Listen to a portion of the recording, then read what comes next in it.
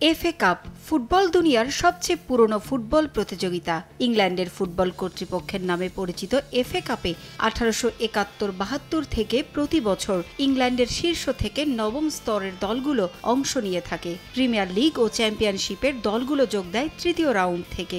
এর মধ্যে প্রথম থেকে চতুর্থ রাউন্ড পর্যন্ত ফিরতি লেগের ম্যাচের নিয়ম থাকায় প্রিমিয়ার লিগের দলগুলোকে এক ম্যাচ ড্র করলে পরের ম্যাচের সূচি মেলাতে প্রায়শই পড়তে হয় নানা সমস্যায়, কারণ লিগের পাশাপাশি ইউরোপীয় প্রতিযোগিতাতেও ব্যস্ত থাকতে হয় ক্লাবগুলোকে। এই সমস্যার সমাধানে এফএ কাপের প্রথম রাউন্ড থেকেই রিপ্লে ম্যাচের নিয়ম বাদ দেওয়া হয়েছে।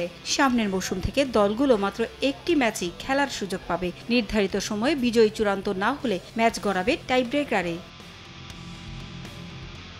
বর্তমানে এফএ কাপের প্রথম, দ্বিতীয়, তৃতীয় ও চতুর্থ রাউন্ডে 90 মিনিটের খেলার সমতায় শেষ হলে প্রতিপক্ষের মাঠে রিপ্লে বা ফিরতি ম্যাচের আয়োজন করা হয়। ইংল্যান্ড এফএর সঙ্গে প্রিমিয়ার লিগের ক্লাবগুলোর 6 বছরের চুক্তিতে ফিরতি ম্যাচ বাতিলের সিদ্ধান্ত নেওয়া হয়েছে।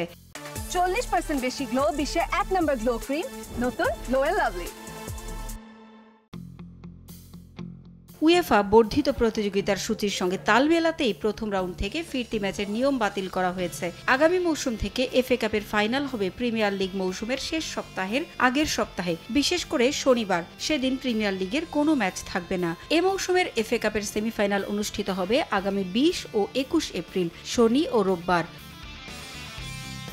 প্রথম সেমিফাইনালে চেলসির মুখোমুখি হবে ম্যানচেস্টার সিটি। পরেরটিতে ম্যানচেস্টার ইউনাইটেডের প্রতিপক্ষ কভেন্ট্রি সিটি। দুটি ম্যাচই হবে লন্ডনের ওয়েম্বলিতে। রিপ্লে ম্যাচের নিয়ম বাতিল করায় মিশ্র প্রতিক্রিয়া দেখা গেছে সমর্থকদের মাঝে। অনেকেই এটাকে ইতিবাচকভাবে দেখলেও বেশিরভাগ সমর্থক ম্যাচ কমে যাওয়ায় আক্ষেপ করেছেন।